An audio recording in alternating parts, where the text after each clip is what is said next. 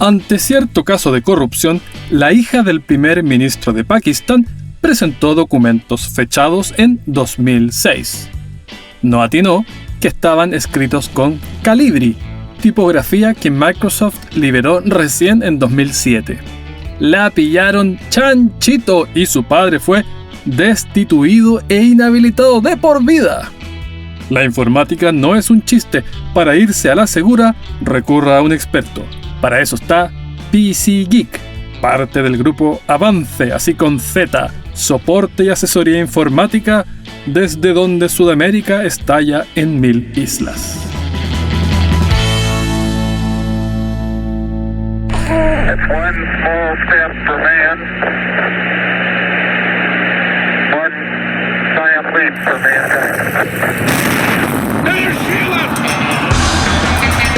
Esto es Historia Freak, donde toda historia tiene algo de historieta. Con ustedes, su anfitrión, Joaquín Barañao.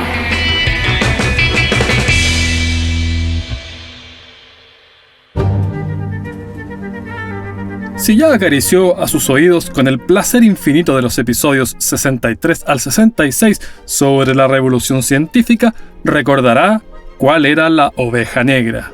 Un departamento del conocimiento humano más lento en cosechar los frutos de la ciencia: la medicina. Lo más mortífero es que aún no se entendía la causa de las enfermedades infectocontagiosas. Desde el siglo XI, que Avicena y otros avispados de la Ilustración islámica habían propuesto ideas más o menos en la línea correcta, y en el XVI, el médico, poeta, astrónomo, matemático Girolamo Fracastoro algo dedujo sobre la transmisión de la sífilis.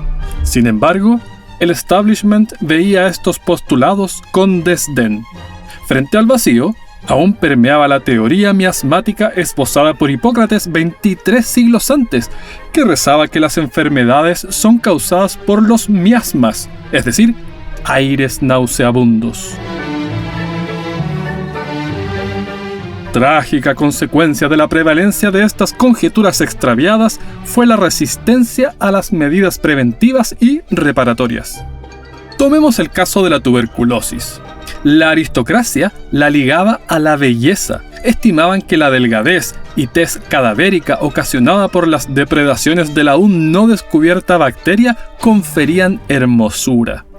Hacia 1850 triunfaban cremas y jabones con arsénico que destruían glóbulos rojos y conferían así palidez tuberculosa a damas hasta entonces sanas. Además, se asociaba la enfermedad romántica a las cualidades poéticas y artísticas de sus más famosas víctimas, tales como Keats, Shelley, Chekhov y, por supuesto, Chopin, autor de la pieza más ad hoc al asunto.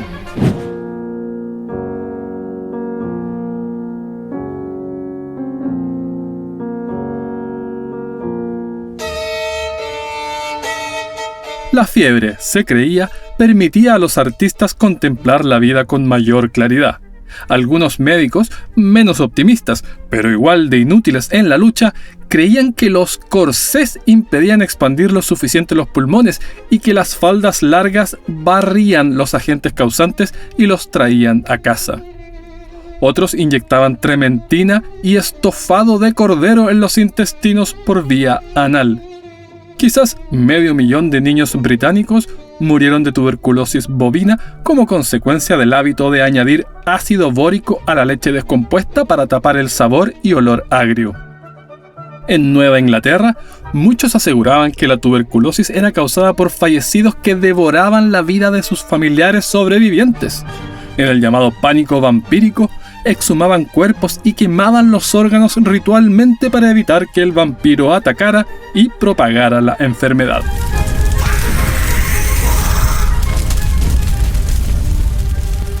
La tragedia del obstetra Ignaz Semmelweis ilustra desde otro ángulo el brutal costo de la ignorancia microbiana. Advirtió que la tasa de muerte de parturientas en los pabellones premium de Viena, atendidos por médicos, triplicaba la de aquellos operados por matronas. Hoy sabemos por qué. Los médicos manipulaban los partos con manos rebosantes de fluidos y cochinadas varias de pacientes anteriores. Aunque no entendía la causa, Semmelweis demostró que lavarse con hipoclorito cálcico entre paciente y paciente desplomaba la letalidad. Sus colegas le enrostraban su incapacidad de proveer una explicación y les ofendía la sola idea de que ellos, semidioses de la salud, causaran enfermedad. Semmelweis acabó en un manicomio donde murió tras 2 semanas por una paliza propinada por los guardias que derivó en, vaya ironía, una infección letal.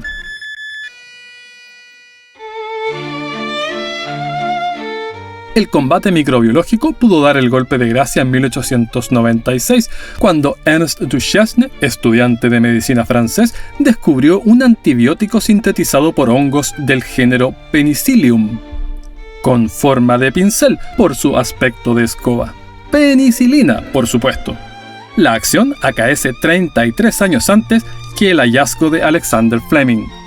Duchesne lo publicó en su tesis, pero el Instituto Pasteur ni siquiera acusó recibo, tal vez desconfiando de sus tiernos 23 años.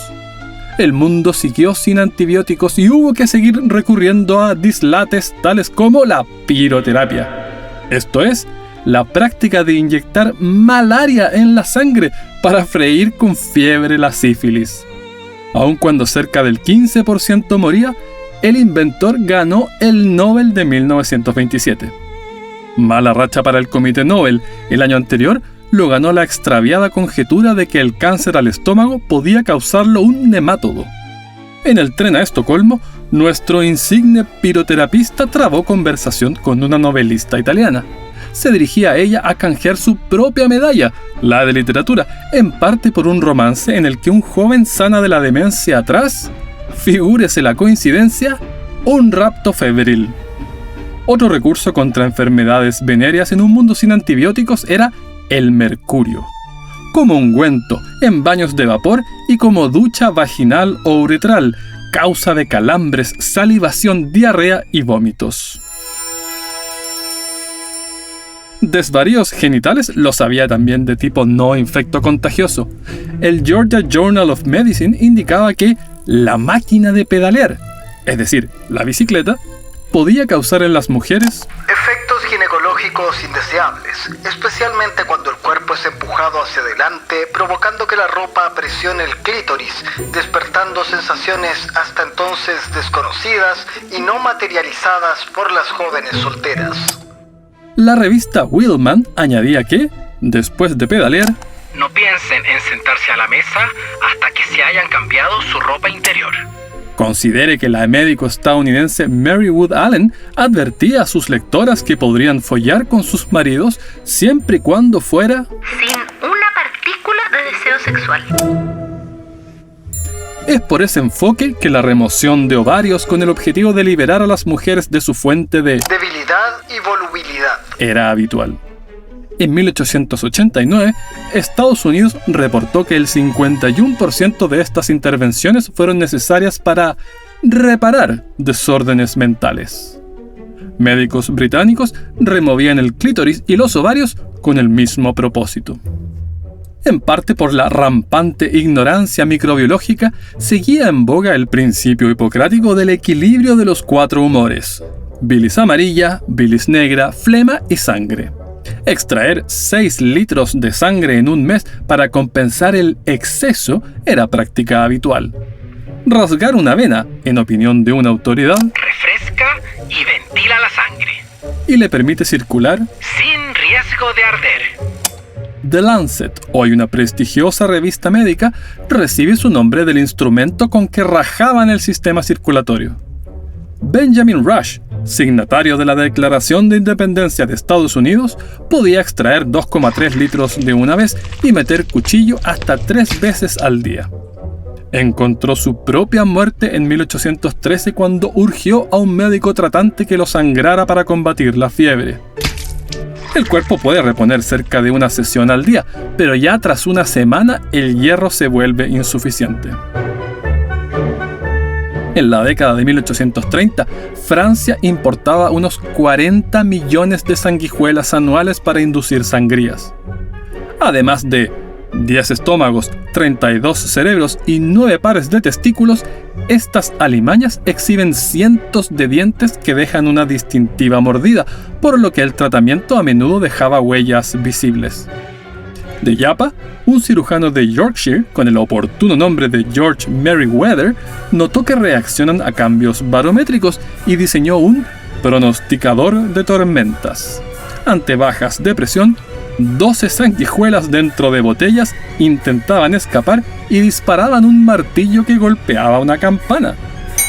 La probabilidad de tormenta estaba asociada al número de campanadas.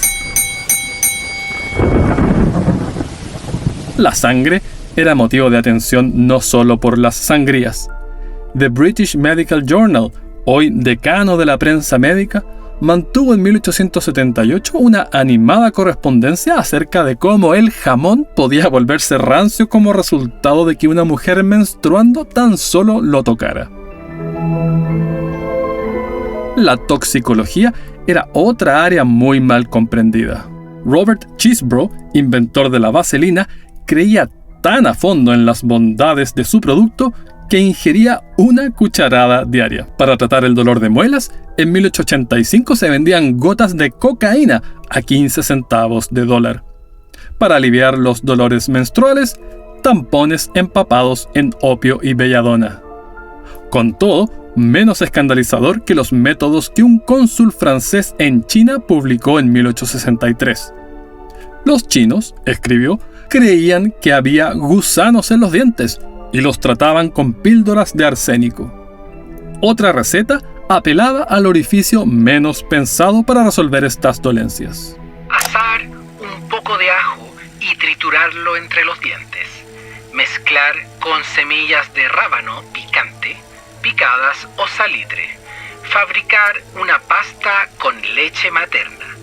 Formar pastillas e introducir una en la fosa nasal en el lado opuesto a donde se siente el dolor. Hacia fines de siglo, el 80% de los papeles murales del Reino Unido contenían verde de Scheele con arsénico asesino. Se empleaba ampliamente para teñir ropa y, en Escocia, para teñir caramelos. Las golosinas eran especialmente susceptibles a ponzoñas industriales porque sus colores y brillos las volvían irresistibles a ojos infantiles. En 1820, Friedrich Acum documentó caramelos coloreados con sulfuro de mercurio, plomo rojo, plomo blanco, cromato de plomo amarillo, cardenillo y vitriolo azul. De acuerdo con Bill Bryson, casi nada, al parecer, escapó a las artimañas tortuosas de los adúlteros alimentarios. El azúcar y otros ingredientes costosos a menudo se estiraban con yeso de París, arena, polvo y otros aditivos. Se ha reportado que la mantequilla se abultaba con cebo y manteca de cerdo. Un bebedor de té, según varias autoridades, podría ingerir sin advertirlo cualquier cosa, desde aserrín hasta estiércol de oveja en polvo. Un despacho inspeccionado en detalle resultó ser solo un poco más de la mitad del té. El resto estaba hecho de arena y tierra. Se añadía ácido sulfúrico al vinagre para darle más nitidez, tiza a la leche, trementina a la ginebra. El arsenito de cobre se usaba para hacer que las verduras fueran más verdes o para que las jaleas brillaran. El cromato de plomo les daba a los productos de panadería un brillo dorado y brillo a la mostaza. El acetato de plomo se agregaba a las bebidas como edulcorante, y el plomo rojo, de alguna manera, hacía que el queso Gloucester fuera más grato de contemplar, si bien no más seguro para comer.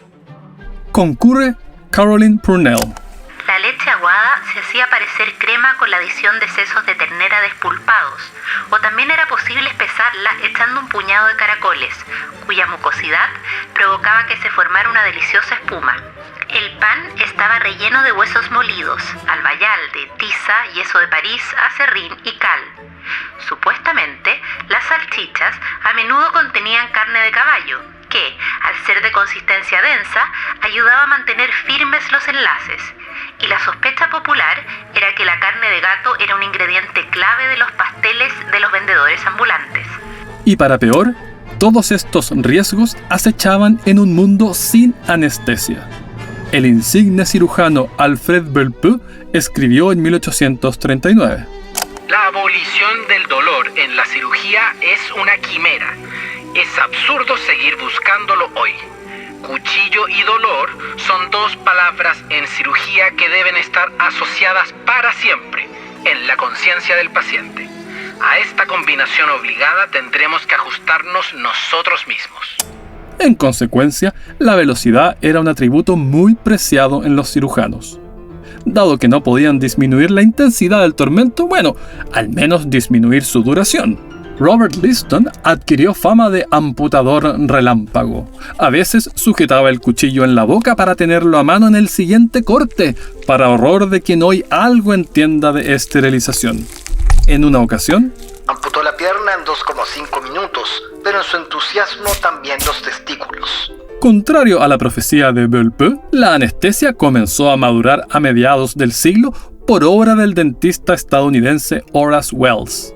En el Reino Unido recibieron la novedad como una mera patraña yanqui, propia de charlatanes incapaces de operar con rapidez suficiente. En lugar de anegarse de honores, la vida de Wells se descarriló tras una demostración fallida de óxido nitroso, también conocido como gas de la risa por la naturaleza de sus efectos. Hoy sabemos que no es tan eficaz en obesos y alcohólicos, y el paciente de esa demostración era ambas cosas. Wells se volvió adicto al cloroformo, arrojó ácido sulfúrico a prostitutas en medio de una borrachera y acabó por quitarse la vida con una hoja de afeitar, con cloroformo para mitigar el dolor.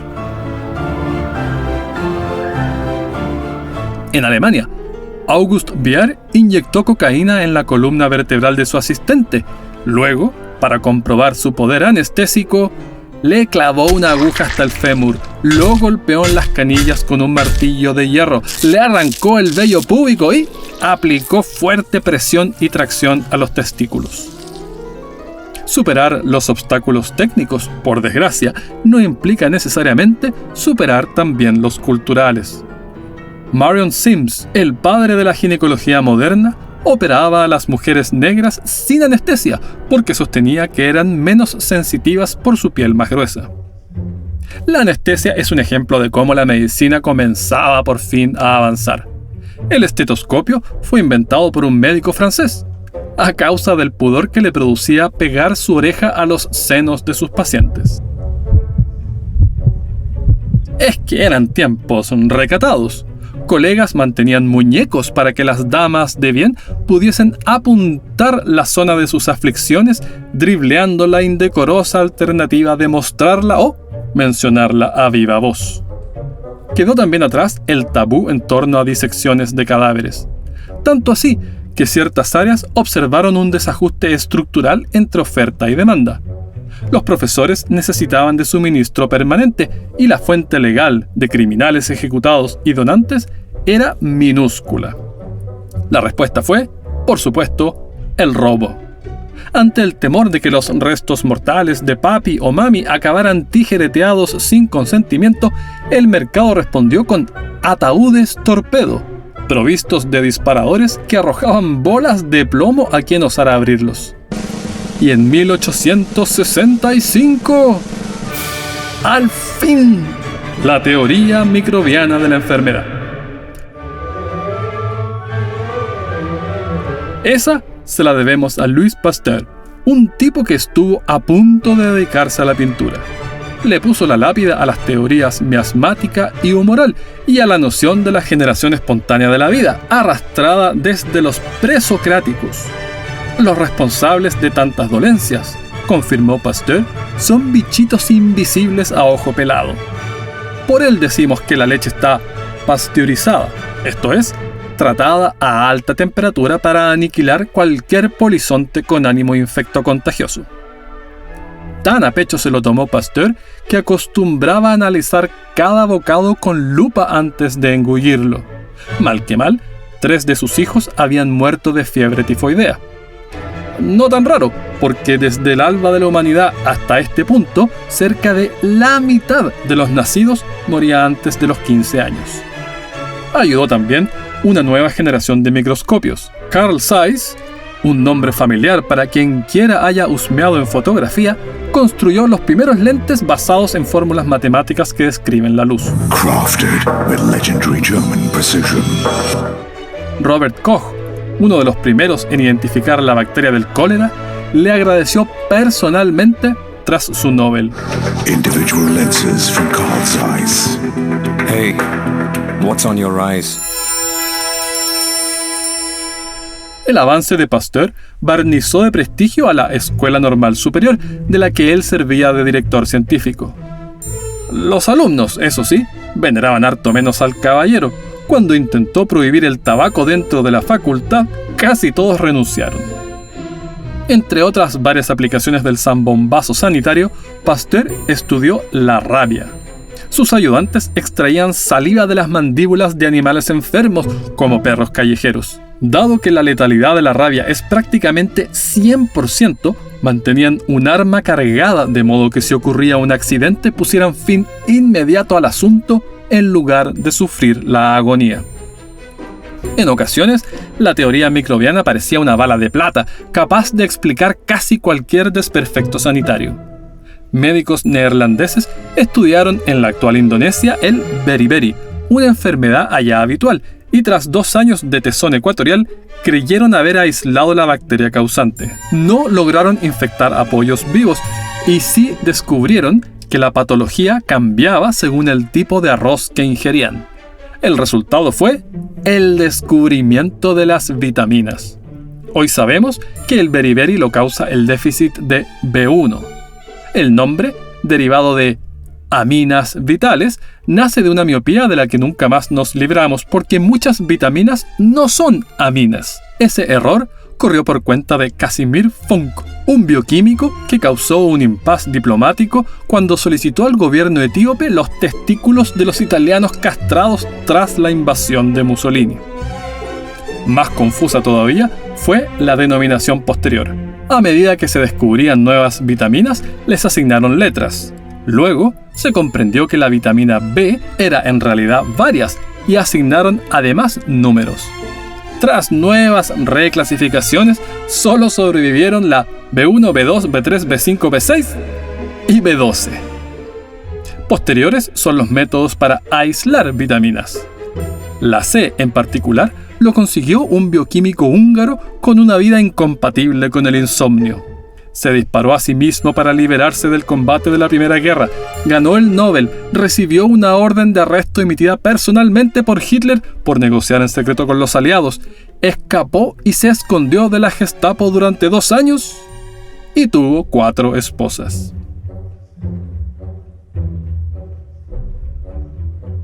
La medicina decimonónica alardea también de un acierto ginecológico tan valioso como poco ético. En 1884, William Pancoast descubrió que el problema con una mujer que no lograba concebir eran los espermatozoides del marido. En lugar de revelárselo, la citó a un nuevo examen. La anestesió con cloroformo y le encomendó su aporte al más atractivo de los 6 estudiantes que presenciaba la operación. Pancoast inyectó el semen con una jeringa y santo remedio. Aunque santo no es el adjetivo preciso. Si bien su marido fue informado, la madre del primer bebé inseminado artificialmente no se enteró sino hasta 25 años después, cuando el apuesto donante escribió una carta en una publicación académica. Y cerramos con James Parkinson, geólogo de oficio, quien dio nombre a uno de los primeros dinosaurios y que describió la enfermedad epónima. Después, claro, de participar de una conjura para asesinar a Jorge III con un dardo envenenado mientras el rey atendía al teatro y que casi acaba con él enviado en cadenas a Australia. Más de un siglo después, Joy Milne, viuda de un fallecido por Parkinson, aseguró poder diagnosticar por olor. I did not choose this superpower. I was born with a nose that can diagnose. La expusieron a 6 enfermos y 6 sanos. Falló uno de los 12, un falso positivo. O eso creyeron al comienzo. Le diagnosticaron Parkinson 8 meses más tarde. Ya ve, no todos los logros médicos desde el siglo XIX son fruto de la tecnología.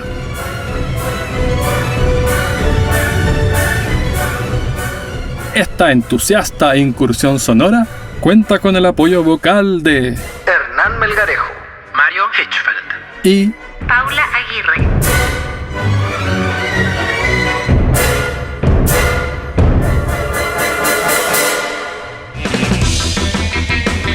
Esto fue Historia Freak, escrito y narrado por Joaquín Barañao. Postproducción, Hernán Melgarejo. Las referencias bibliográficas de este y todos los episodios en Historia Universal Freak Extendida. 2800 páginas desde el Big Bang hasta el presente, a $9.99 en Amazon.com.